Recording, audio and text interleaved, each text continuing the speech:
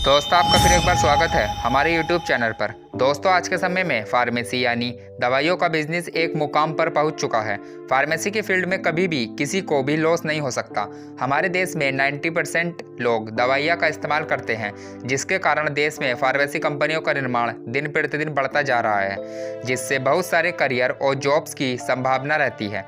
अगर आप भी कम समय में फार्मेसी की फील्ड में जाना चाहते हैं तो आपको डी फार्मा करना चाहिए। अब आप में से कुछ लोग डी फार्मा के बारे में जानते नहीं होंगे कि डी फार्मा क्या है, कैसे करें, कहां से करें, एडमिशन प्रोसेस क्या है, कितनी फीस होती है, कौन से कॉलेज बेस्ट हैं। तो आप बेफिक्र हो जाइए, क्योंकि आज हम आपको डी फार्मा के बारे में पूरी जानकारी देंगे। डी फार्मा की full form diploma in pharmacy होती है। यह एक डिप्लोमा कोर्स है जो पूरे 2 साल का होता है, जिसमें 4 सेमेस्टर होते हैं। इस कोर्स में आपको दवाओं से रिलेटेड बेसिक जानकारी दी जाती है। इसमें स्टूडेंट को बताया जाता है कि दवाओं की मैन्युफैक्चरिंग, मार्केटिंग, क्वालिटी और दवाओं को स्टोर करके कैसे रखते हैं सिखाया जाता है। इसी के साथ किस बीमारी में कौन सी मेडिसिन दी जाती है यह भी बताया जाता है। डी फार्मा करने के लिए आपकी 12th क्लास पास होनी चाहिए मिनिमम 55% से, जिसमें आपके पास पीसीबी या पीसीएम, फिजिक्स केमिस्ट्री बायो या फिजिक्स केमिस्ट्री मैथ सब्जेक्ट होने जरूरी हैं। इसके बाद आप किसी भी इंस्टीट्यूट या फिर कॉलेज में डी फार्मा के लिए अप्लाई कर सकते हैं। कुछ कॉलेजेस में आपको डायरेक्ट एडमिशन मिल जाएगा और कुछ कॉलेजेस में आपको एंट्रेंस एग्जाम के बेस पर एडमिशन दिया जाता है।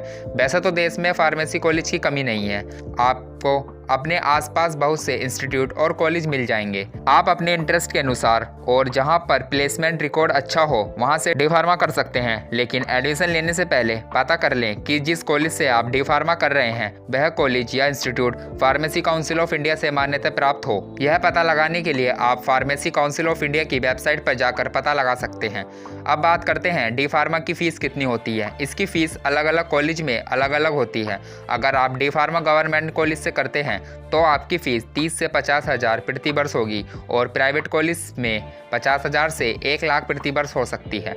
डी फार्मा कंप्लीट करने के बाद फार्मेसी फील्ड में आपके लिए बहुत सारे करियर ऑप्शन के रास्ते खुल जाते हैं। फार्मेसी सेक्टर में आप प्राइवेट और गवर्नमेंट दोनों सेक्टर में जॉब करने का मौका पा सकते हैं। फार्मासिस्ट के तौर पर आप hospital, clinic, nursing home, drug manufacturing company में काम कर सकते हैं या फिर मेडिकल एजेंसी की भी शुरुआत कर सकते हैं।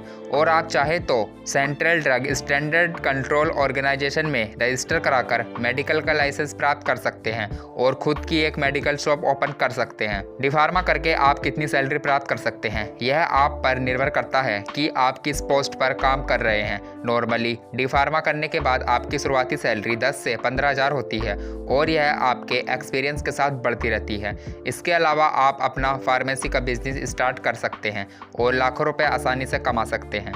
अगर आप डी फार्मा के बाद फार्मेसी की फील्ड में हायर स्टडी करना चाहते हैं तो आप बी फार्मा कर सकते हैं। यह एक डिग्री होती है जिसमें आप डायरेक्ट डी फार्मा के बाद बी फार्मा के सेकेंड ईयर में एडमिशन ले सकते हैं, जिसे बी फार्मा लेटरल एंट्री कहते हैं। अब आपको डी फार्मा के बारे में पूरी जानकारी मिल गई होगी। अगर डी फार्मा से संबंधित आपका कोई सवाल है तो आप कमेंट बॉक्स में पूछ सकते हैं। ऐसी ही एजुकेशन, करियर, सक्सेस स्टोरी से रिलेटेड वीडियो देखने के लिए हमारे चैनल को सब्सक्राइब करें। थैंक्स।